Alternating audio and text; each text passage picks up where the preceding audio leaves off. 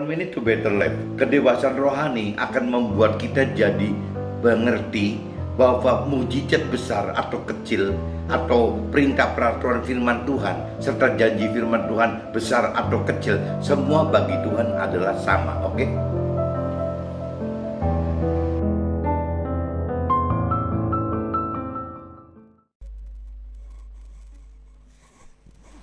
Bapa, Engkau sungguh baik, kasih-Mu melimpah di hidupku.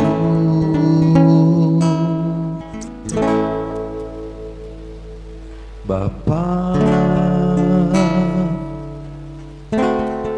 ku berterima kasih berkat-Mu hari ini yang Kau sediakan bagiku.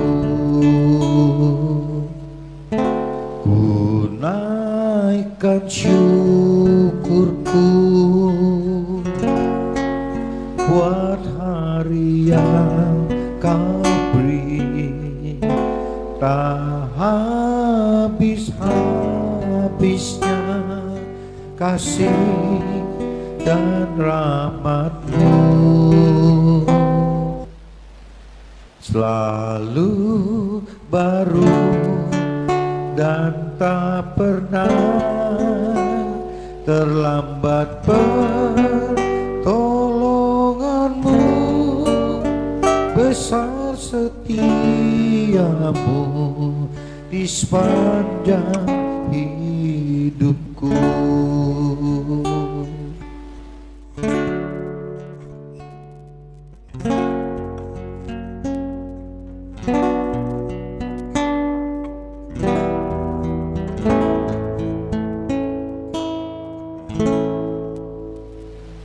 Bapa, Engkau sungguh baik, kasih-Mu melimpah di hidupku.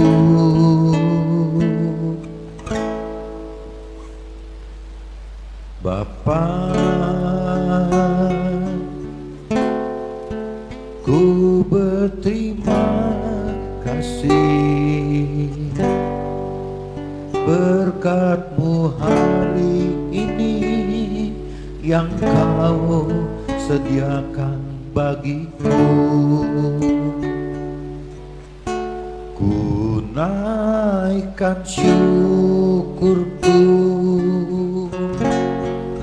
buat hari yang Kau beri, tak habis-habisnya kasih dan rahmat-Mu. Selalu baru dan tak pernah terlambat pertolongan-Mu, besar setia-Mu di sepanjang hidupku.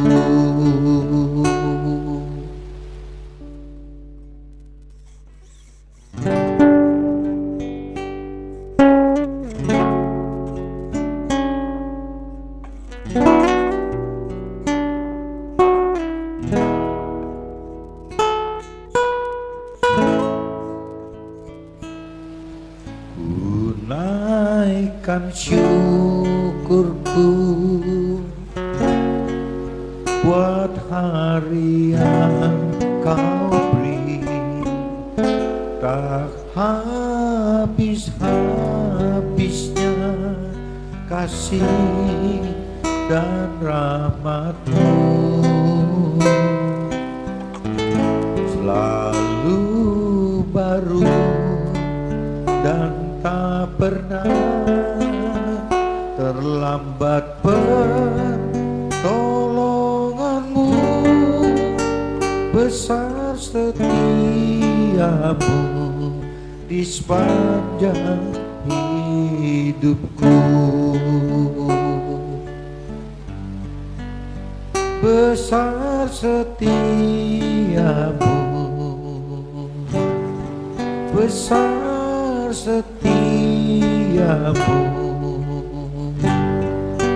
besar setiamu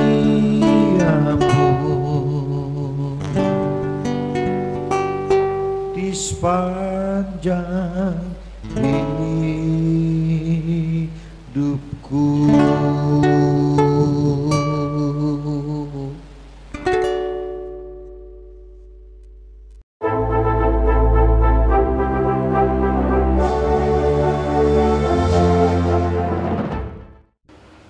Jumpa kembali di MTT Journey Inspiration of Life. Pagi ini saya mau coba sharingkan dengan tema mujizat atau janji Tuhan tidak dibatasi oleh dimensi dan jarak serta waktu. Maksudnya dimensi, teman-teman. Jadi besarnya, besar kecil itu saya anggap itu ukuran dimensi gitu. Jadi mujizat Tuhan itu tidak pernah dibatasi, janji-janji Tuhan itu tidak pernah dibatasi. Masalah besar kecil untuk Tuhan mudah sekali. Jarak itu berarti jauh atau dekat juga mudah sekali. Waktu itu cepat atau lambat buat Tuhan juga mudah sekali. Jadi parameter Tuhan, mujizat dan janji Tuhan itu ada dikembali di kitanya sendiri gitu. Kitanya bagaimana jadi menanggapi akan janji-janji tersebut gitu. Nah ini untuk lebih bisa mengerti lebih dalam, teman-teman, pengupasan antara mujizat janji Tuhan ini juga butuh satu kedalaman pengenalan akan firman Tuhan gitu. Karena mujizat itu adalah cuma sebagai tanda-tanda aja yang Tuhan beri gitu. Sebenarnya kan adanya di iman gitu. Iman percaya kita terhadap janji Tuhan itu ya pasti melahirkan mujizat gitu. Tapi karena orang-orang yang belum dalam mengenal mengerti firman Tuhan, makanya Tuhan ciptakan mujizat untuk apa? Untuk seperti mempercepat aja ya, mempercepat supaya orang bisa percaya bahwa Tuhan itu ada, bahwa Tuhan itu punya maha kuasa gitu. Seperti itu, teman-teman. Jadi mujizat itu berguna untuk itu. Tapi bagi yang mengerti, yang lebih dalam mengenal mengerti firman Tuhan, sebenarnya janji Tuhan sudah menjadi satu gambaran mujizat-mujizat yang akan terjadi dalam hidup kita gitu. Cuman parameternya, teman-teman, kalau yang untuk yang sudah dewasa rohani, parameter janji Tuhan itu bukan ukurannya berupa penggenapan janji Tuhan yang sifatnya hanya duniawi, jasmani atau lahiriah saja, tapi Tuhan inginkan kita yang dewasa rohani itu yang mendapatkan keselamatan yang Tuhan janjikan di alam akhirat itu gitu. Karena keselamatan akhirat itu kan kekal, teman-teman, ukurannya parameternya kekal. Tapi kalau kesusahan duniawi kan ukurannya ya seperti orang duniawi hidup paling firman katakan 70-80 tahun gitu. Adapun kalau lebih dari 80 tahun itu bonus atau memang Tuhan punya rencana lain gitu. Kenapa orang tersebut umurnya bisa lebih dari 80? Pasti apakah Tuhan memberi kesempatan untuk berubah, untuk bisa lebih mengenal mengerti firman Tuhan, atau mungkin ya segala macam gitu. Bisa seperti itu. Bisa juga kalau cerita di Nabi Hizkia gitu yang minta umurnya diperpanjang 15 tahun itu malah jadi melihat hal-hal yang kurang menyenangkan ya bagi Nabi Hizkianya gitu. Nah ini juga saya pikir ya kembalikan Tuhan yang terbaik, bagaimana biarlah itu terjadi dalam hidup kita gitu. Pengertian saya seperti itu, teman-teman. Nah ini tema ini, teman-teman, terkait dengan saya dapat impresi di kitab Matius, teman-teman. Kitab Matius pasal 27 ayatnya 27 sampai 31. Ya ini judulnya itu kalau secara Nasrani, secara Alkitab itu disebutnya Yesus diolok-olokkan, teman-teman. Tapi kalau buat saya pribadi ada gambaran Yesus itu seolah-olah ya firman yang hidup, teman-teman. Berarti firman Tuhan yang hidup gitu. Nah firman Tuhan diolok-olokkan gitu. Apa iya firman Tuhan diolok-olokkan? Memang kalau lihat kejadian memang seperti itu, teman-teman. Pelaku firman biasanya diolok-olokkan oleh dunia gitu.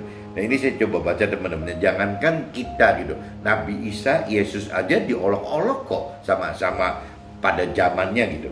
Kemudian diserdadu-serdadu wali negeri membawa Yesus ke gedung pengadilan. lalu memanggil seluruh pasukan berkumpul sekeliling Yesus. Mereka menanggalkan pakaiannya dan mengenakan jubah ungu kepadanya.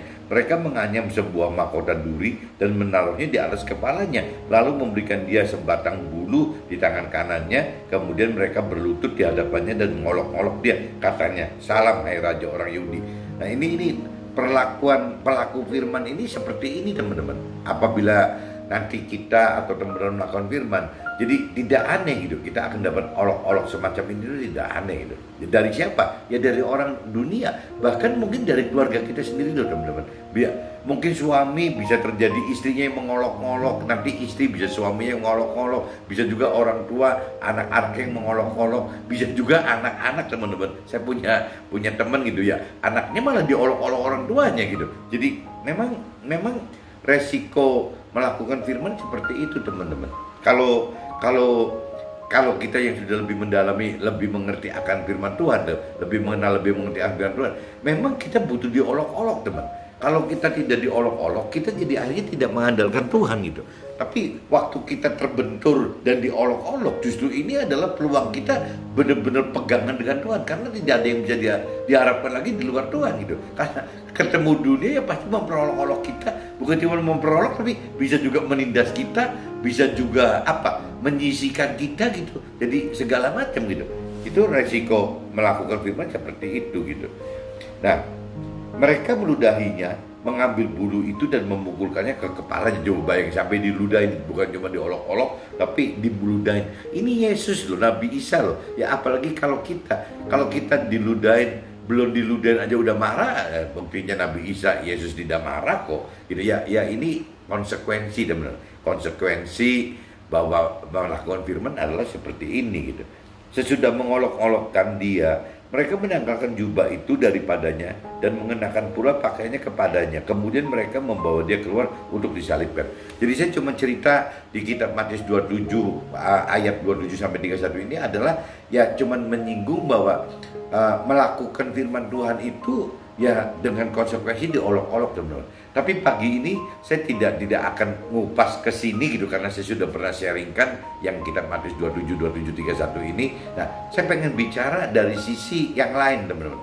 Dari induknya ini ya bahwa melakukan firman itu seperti itu, logikanya nanti akan ada penggenapan janji Tuhan itu. Nah, penggenapan janji Tuhan bagi yang masih belum terlalu mengerti firman Tuhan, belum dewasa rohani, ya saya kaitkan bahwa penggenapan janji Tuhan itu adalah mujizat gitu. Bagi orang yang belum mengerti firman Tuhan, itu mujizat gitu. Tapi kalau kita yang sudah lebih mengenal, lebih dalam mengerti akan firman Tuhan, sebenarnya penggenapan janji Tuhan itu ya mujizat itu loh gitu. Ya, jadi bukan hal yang aneh apabila kita melakukan firman, ya otomatis tidak bisa dihalangi, pasti janji Tuhan tergenapi gitu. Itu hukumnya seperti itu gitu. Ya menabur ya pasti menuai, kuncinya kan itu. Jadi kalau kita menabur apa yang diperintahkan Tuhan, ya pasti kita juga akan menuai gitu. Apa yang Tuhan janjikan untuk kita, itu tanpa bisa ada siapapun yang menghalangi gitu. Kalau Tuhan udah buka ya nggak ada yang bisa nutup, Tuhan udah nutup nggak ada yang bisa buka. Firman lain katakan seperti itu. Nah ini karena saya cuman melakukan firman itu akan melahirkan penggenapan janji Tuhan gitu. Nah yang hari ini saya mau sharingkan adalah besarnya janji Tuhan, besarnya mujizat itu bagi Tuhan semua serba mudah gitu. Nah ini saya mau ceritakan dari sisi ininya. Nah itu juga jadi satu pergulatan iman gitu ya. Bagaimana caranya meningkatkan iman kita itu, kadang-kadang Tuhan beri mujizat yang besar, Tuhan kasih penggenapan janji Tuhan yang besar, tapi dalam perjalanan waktu untuk mengalami lagi yang mujizat lebih besar atau penggenapan janji lebih besar, kadang-kadang diselip-selip itu gitu, di antara itu ya terjadi mujizat-mujizat kecil-kecil sekali teman-teman. Nah tapi kalau buat saya itu sama teman-teman, bahwa itu satu bukti, mau kecil mau besar ya sama aja gitu, bahwa itu yang mujizat dari Tuhan, dan bagi Tuhan mudah sekali. Dan saya katakan dimensi itu buat Tuhan mudah sekali, soal jarak juga mudah sekali, soal waktu juga penggenapan janji Tuhan juga mudah sekali bagi Tuhan itu. Nah ini saya kaitkan teman-teman dengan di kitab Matius 14 teman-teman. Coba teman-teman lihat kitab Matius 14 ayatnya 16 sampai 21 teman-teman. Ayatnya 16 sampai 21. Nah ini cerita di perikopnya Yesus memberi makan 5.000 orang gitu. Itu judulnya itu di perikopnya. Tetapi Yesus berkata kepada mereka, tidak perlu mereka pergi, kamu harus memberi mereka makan gitu. Jadi orang-orang banyak berkumpul mendengarkan khotbahnya Yesus gitu. Nah, akhirnya waktu itu udah selesai, mau pada pulang. Tetapi Yesus berkata kepada mereka, tidak perlu mereka pergi, kamu harus memberi mereka makan. Mereka jawab mereka murid-muridnya, yang ada pada kami di sini hanya 5 roti 2 ikan gitu. Nah, Yesus berkata, bawalah kemari kepadaku. Lalu disuruhnya orang banyak itu duduk di rumput. Dan setelah diambilnya 5 roti dan 2 ikan itu, Yesus menengadah ke langit dan mengucapkan berkat. Lalu memecah-mecahkan roti itu dan memberikannya kepada murid-muridnya. Lalu murid-muridnya membagi-bagikannya kepada orang banyak. Dan mereka semuanya makan sampai kenyang. Kemudian orang mengumpulkan potongan-potongan roti yang sisa 12 bakul penuh. Yang ikut makan kira-kira 5.000 laki-laki, tidak termasuk perempuan dan anak-anak. Nah, ini bagi yang mungkin bukan teman-teman yang bukan Rohani, Nasrani gitu. Ini ceritanya gitu teman-teman. Jadi Yesus waktu khotbah gitu memberi ceramah ke banyak orang gitu, ke banyak orang. Di sini dihitung katanya yang ngumpul itu ada 5.000 orang laki-laki, itu belum termasuk istrinya yang perempuan dan anak-anaknya, itu belum dihitung. Yang laki-lakinya aja ada 5.000 teman. Nah, waktu itu acaranya bubar, murid-muridnya kan cuma pengen bubarkan begitu aja, tapi Yesus nggak setuju, ya mesti dikasih makan dulu gitu. Nanti pada kelaparan, pada kecapean gimana. Nah, tapi si muridnya bilang bahwa cuman ada 5 roti aja gitu loh. Lauknya cuman ada 2 ikan. Bagaimana 5 roti bisa nyukupin untuk 5.000 orang laki-laki di luar perempuan dan anak-anak gitu. Kalau pakai logika kan nggak mungkin masuk akal benar. Tapi kembali lagi kalau pakai kuasa Tuhan Allah gitu, semua tidak ada yang mustahil. Nah, Yesus berdoa kepada Tuhan gitu. Ya terus begitu tuh. Ya akhirnya ya di sini kan lalu disuruhnya orang banyak itu duduk dan setelah diambilnya 5 roti dan 2 ikan itu, Yesus menghadap ke langit dan mengucap berkat kepada Tuhan Allah. Ya lalu memecah-mecah roti itu memberikannya kepada muridnya, lalu muridnya membagi-bagikan kepada orang banyak itu. Dan akhirnya malah sampai sisa teman-teman. Dari asal 5 roti dan 2 ikan itu sampai tersisa 12 bakul penuh. Jadi ini kan mujizat teman-teman.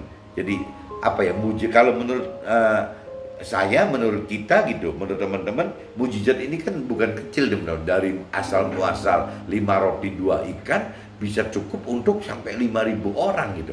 Ini kan mujizat besar. Ini saya cerita bahwa bisa saja gitu. Ya, mujizat besar mudah sekali Tuhan jadikan seperti ini gitu. Tapi kalau saya kaitkan dengan yang mujizat-mujizat yang saya maksud kecil gitu. Nah, misalnya untuk mujizat urusannya sama-sama makanan gitu. Tapi untuk satu orang gitu. Itu tadi 5.000 orang laki-laki, belum termasuk perempuan dan anak-anak. Nah, yang ini saya coba cerita di 1 Raja-Raja teman-teman. 1 Raja-Raja, kitab 1 Raja-Raja pasal 17 teman-teman, ayatnya 2-6 saja gitu. Nah, perikopnya judulnya Nabi Elia di tepi sungai Kerit gitu. Kemudian datanglah firman Tuhan kepadanya, pergilah dari sini, berjalanlah ke timur dan bersembunyilah di tepi sungai Kerit di sebelah timur sungai Yordan gitu. Pergilah dari sini, berjalan ke timur dan bersembunyilah Pergilah dari sini, berjalanlah ke timur dan bersembunyilah di tepi sungai Kerit di sebelah timur sungai Yordan. Engkau dapat minum dari sungai itu, dan burung-burung gagak telah kuperintahkan untuk memberi makan engkau di sana. Nah, ini kan aneh lagi teman-teman. Ya, mestinya kan kita yang kasih makan burung. Nah, kalau cerita yang di dalam firman ini, di ayat ini gitu, malah kebalik. Burung gagak yang Tuhan perintahkan untuk memberi makan si Nabi Elia tersebut gitu. Lalu ia pergi dan dia melakukan seperti firman Tuhan. Ia pergi dan diam di tepi sungai Kerit di sebelah timur sungai Yordan. Pada waktu pagi dan petang, burung-burung gagak membawa roti dan daging kepadanya dan dia minum dari sungai itu. Nah, ini saya cuma ceritakan bukan burung gagaknya teman-teman. Dari cerita burung gagak memberi makan Nabi Elia aja sudah mujizat gitu. Masa sih ada burung memberi makan manusia gitu. Nah, ini kalau bukan karena mujizat Tuhan nggak mungkin terjadi. Ini cerita burung gagak memberi makan Nabi Elia. Tapi kalau kita lihat bicara burung gagak itu kan memberi makan kepada satu orang, Nabi Elia doang loh. Nabi Elia saja gitu. Nah, kalau kita compare tadi gitu, yang cerita di mujizat 5 roti 2 ikan untuk 5.000 orang plus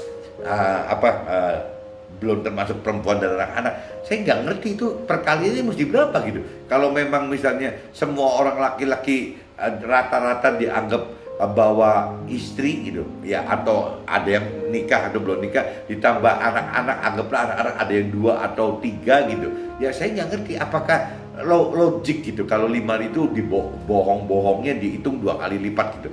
Kalau 2 kali lipat berarti 10.000 gitu. Jadi 5.000 orang laki, jangan-jangan totalnya 10-15.000 orang gitu jumlahnya. Dari 5 roti teman-teman bisa untuk makan 5.000, 10.000 atau 15.000 orang gitu.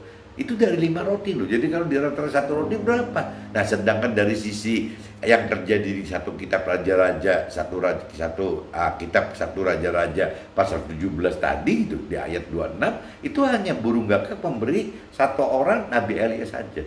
Tapi buat Tuhan gitu, mujizat yang untuk 1 orang Nabi Elia dengan yang untuk 5.000, 10.000 atau 15.000 orang waktu 5 roti 2 ikan, itu sama-sama mudahnya teman-teman.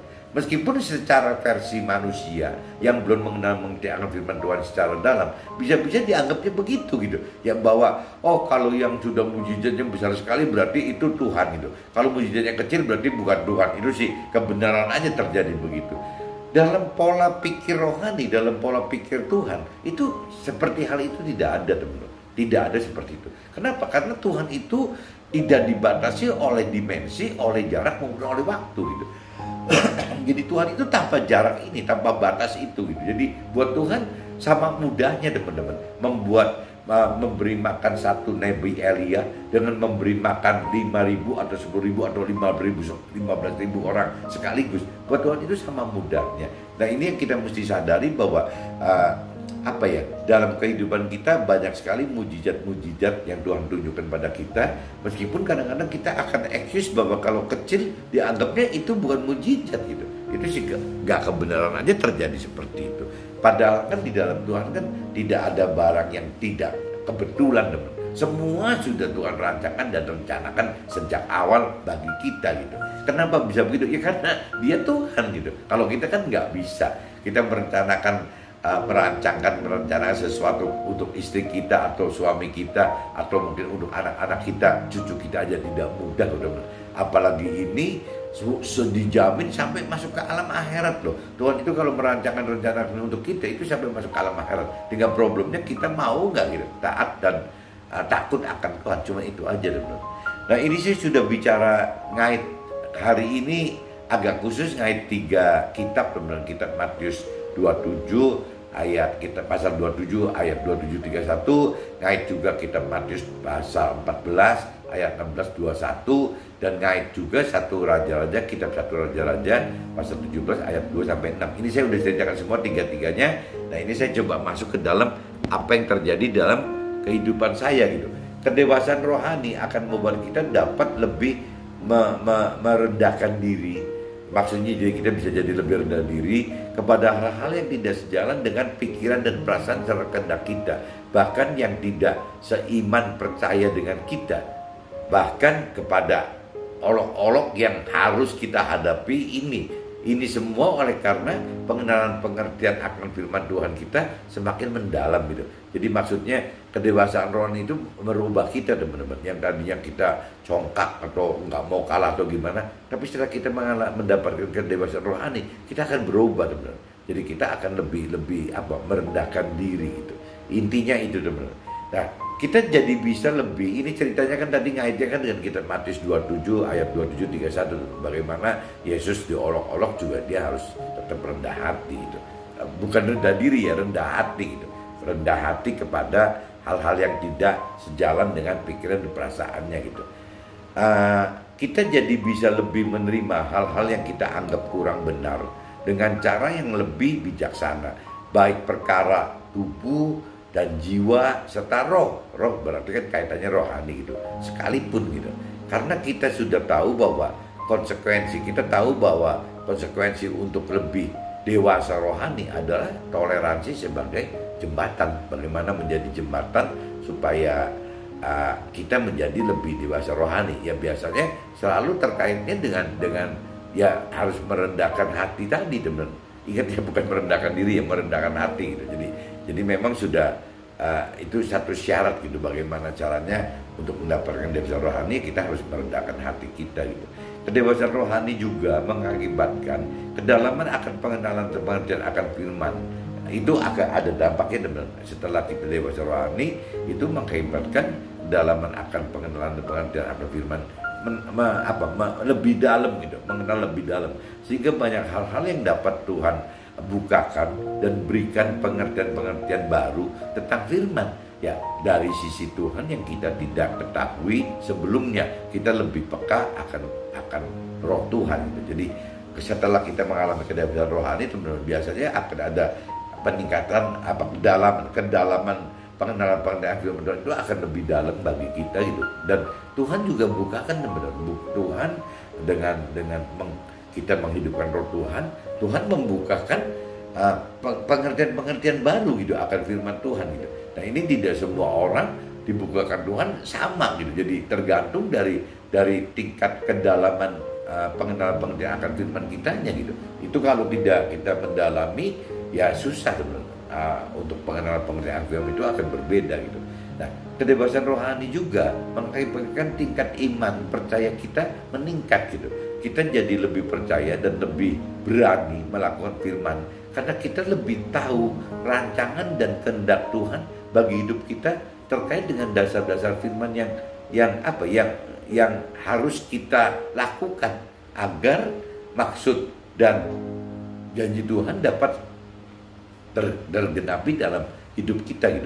Jadi kedewasaan rohani selain mengakibatkan kedalaman pengenalan firman Tuhan, kedewasaan rohani juga mengakibatkan tingkat iman percaya kita jadi naik, teman-teman.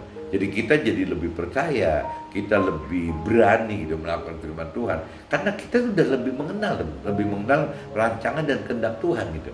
Kalau sebelum kita dalam mengerti firman itu kadang-kadang kita nggak ngerti gitu ya, janji Tuhan itu apa saja sih gitu, rancangan dan kehendak Tuhan itu apa saja gitu. Tapi setelah kita dalam menimbulkan dewasa rohani ini yang akan jadi berdampak terhadap level iman kita meningkat gitu. Nah, waktu level iman kita meningkat ya dasarnya karena kita lebih lebih dalam mengerti firman Tuhan, sehingga kita lebih berani gitu untuk melakukan firman Tuhan.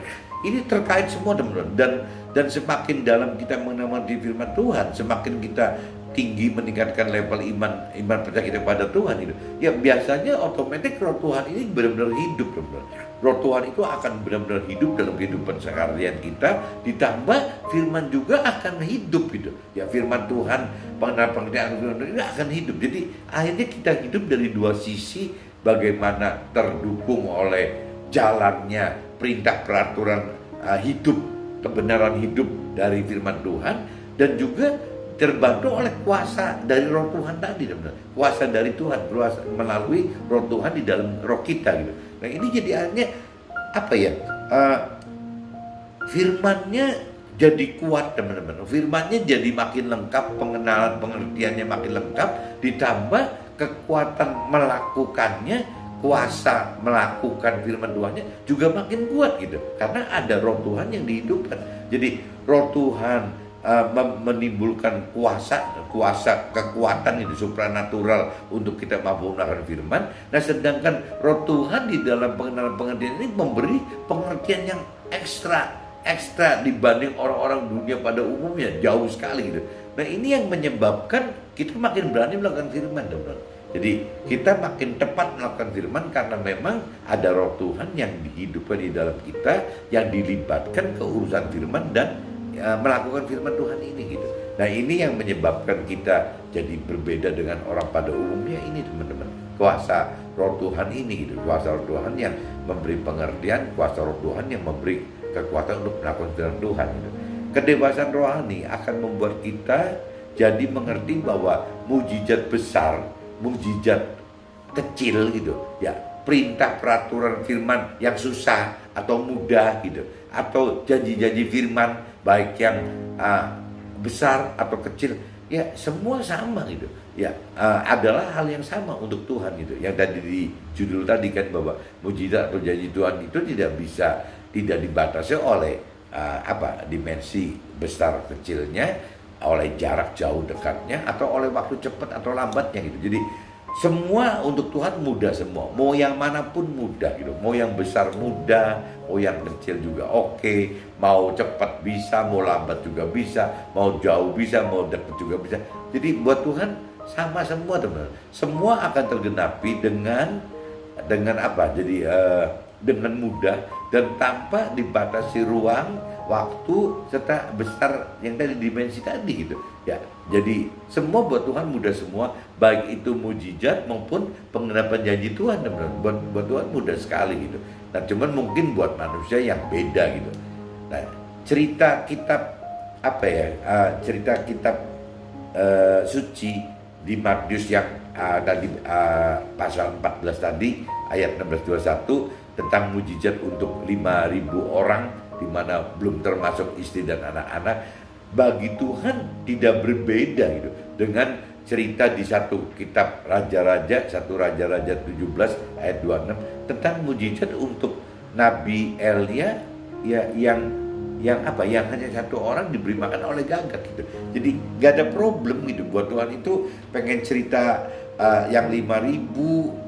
Bahkan tadi saya hitung kasarnya, jangan-jangan 5 roti 2 ikan itu bukan 5.000 loh. Kalau kita bicara 5.000 untuk yang laki-laki, berarti ada istrinya, ada anaknya, kali 2 saja paling gampang gitu. Berarti 10.000. Atau mungkin zaman dulu anaknya banyak, mungkin kalinya 3 kali, ya berarti 15.000 gitu.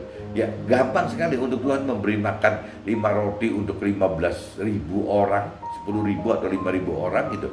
Dengan ya cuma Nabi Elia oleh gagak dikasih 1 orang saja, diberi makan untuk 1 orang saja gitu. Nah ini banyak teman-teman yang dialami dalam hidup saya gitu. Ya apa ya, jadi saya mengalami mujizat besar juga banyak teman-teman. Tapi kalau pengertian yang terakhir yang saya sekarang lebih mengerti itu apa ya, Tuhan itu sebenarnya setiap saat juga pelihara kita gitu, tuntun kita setiap saat loh, dengan mujizat-mujizat atau penggenapan janji Tuhan gitu. Selama kita terus setiap saat berani melakukan firman Tuhan gitu. Jadi saya ngalamin mujizat yang besar-besar itu sekarang yang sampai mungkin nilainya bisa apa ya, mungkin bisa miliar gitu. Miliar itu berarti kan mungkin ribuan juta kali ya bisa. Jadi kalau saya hitung saat ini gitu, jadi mujizat kalau yang terkait dengan uang gitu, kalau buat ukuran saya, Tuhan bicara 100.000, kadang-kadang kita juga merasa sekali, perlu sekali yang urusan ratusan ribu gitu. Tapi Tuhan juga bisa bicara jutaan, bahwa jutaan itu perlu sekali gitu. Sepenting dengan ratusan ribu dengan jutaan itu sama-sama pentingnya teman-teman. Nanti bicara belasan juta teman-teman, belasan juta dengan ratusan ribu itu sama-sama pentingnya teman-teman. Ya kembali lagi tadi saya katakan, karena buat Tuhan tidak ada ukurannya gitu. Jadi semua penting gitu. Ya semua dalam kondisi dicukupi Tuhan, sehingga akhirnya semua penting. Kadang-kadang kita butuh ratusan ribu, kadang-kadang kita butuh jutaan, kadang-kadang kita butuh belasan juta, kadang-kadang kita butuh puluhan juta, kadang-kadang kita butuh ratusan juta, kadang-kadang kita butuh miliar, kadang-kadang kita butuh belasan miliar, puluhan miliar, ratusan miliar. Nah nggak tahu, saya belum ngalamin yang triliun gitu. Tapi kalau bicara saya pegang titik ini, saya pikir sama semua teman-teman. Jadi waktu saya butuh yang misalnya sekian ratus miliar gitu, dengan saya butuh sekian ratus ribu dalam posisi hari ini, itu sama-sama pentingnya teman-teman. 100.000 saya perlu karena hari ini saya butuh gitu, tapi 100 miliar juga saya butuh gitu untuk itu. 500.000 juga saya butuh hari ini, 500 miliar juga saya butuh untuk nanti.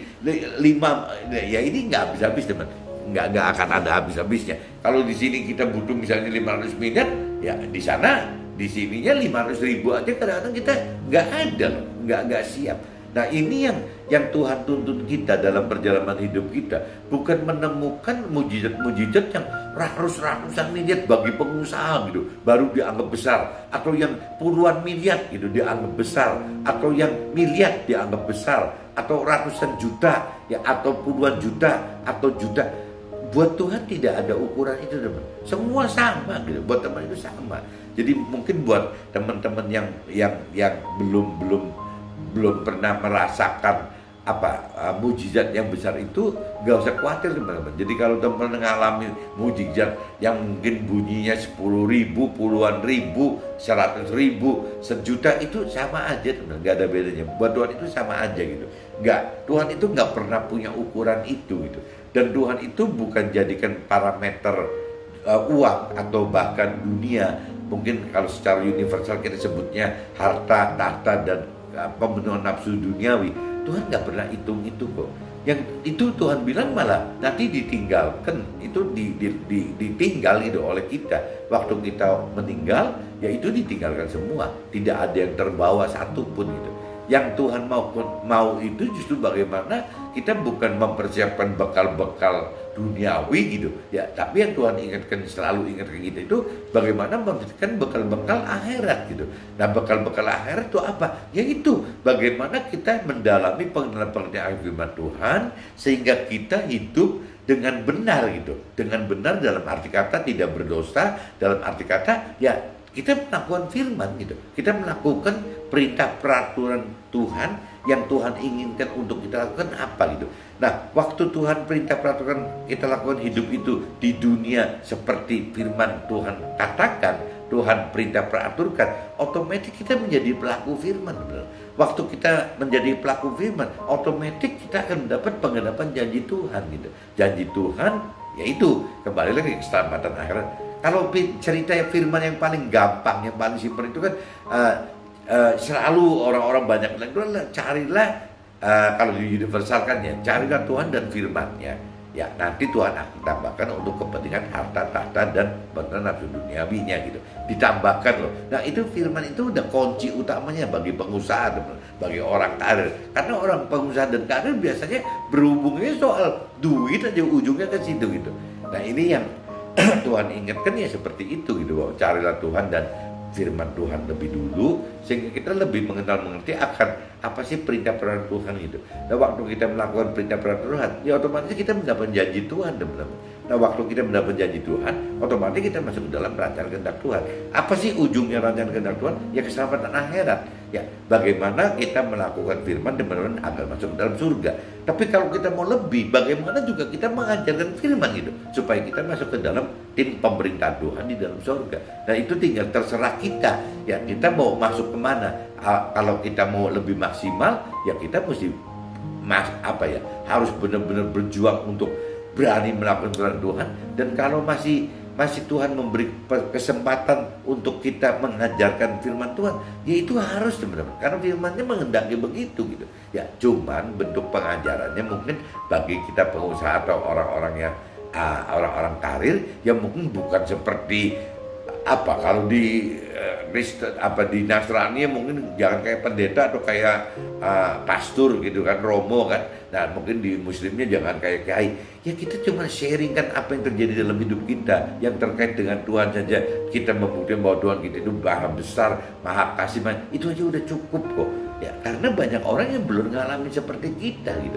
Nah, ini tinggal kitanya tergerak enggak untuk menjadi alat Tuhan, bagaimana memberitakan kehidupan kita yang bersama Tuhan dalam keseharian kita, bukan di karang-karang ya, apa adanya gitu.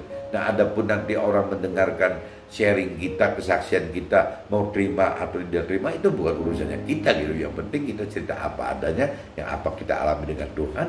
Nah, kalau memang bisa berguna buat teman-teman ya dipakai, tapi kalau misalnya opposite gitu ya, maksudnya jadi perlawan pendapat, juga bisa jadi satu input juga gitu. Ya, ini kembali Tuhan nanti akan karena kita dengan niat baik dan benar gitu, ya Tuhan pasti akan meluruskan fungsi-fungsi kita sharing kesaksian ini untuk sesama kita gitu. Mudah-mudahan teman-teman bisa ditangkap pagi ini. Jadi intinya saya balikin lagi, mujizat atau janji Tuhan itu buat saya sama ya, tidak dibatasi oleh dimensi besarnya ukuran teman-teman. Jadi kalau tadi cerita uang itu tidak dibatasi antara butuh puluhan ribu, ratusan ribu dengan ratusan miliar gitu, anggapnya gitulah, ratusan ribu dengan ratusan miliar, itu aja udah lompatnya kan banyak kan, ratusan ribu, ratusan juta gitu kan, baru ratusan miliar. Itu buat Tuhan sama gitu, dimensi maksud saya seperti itu. Jarak itu ya soal jauh dekat teman-teman, ya waktu itu ya bentar atau lama gitu, buat Tuhan gampang, mudah semua. Mudah-mudahan teman-teman bisa tangkap mas saya. Oke, see you, bye bye.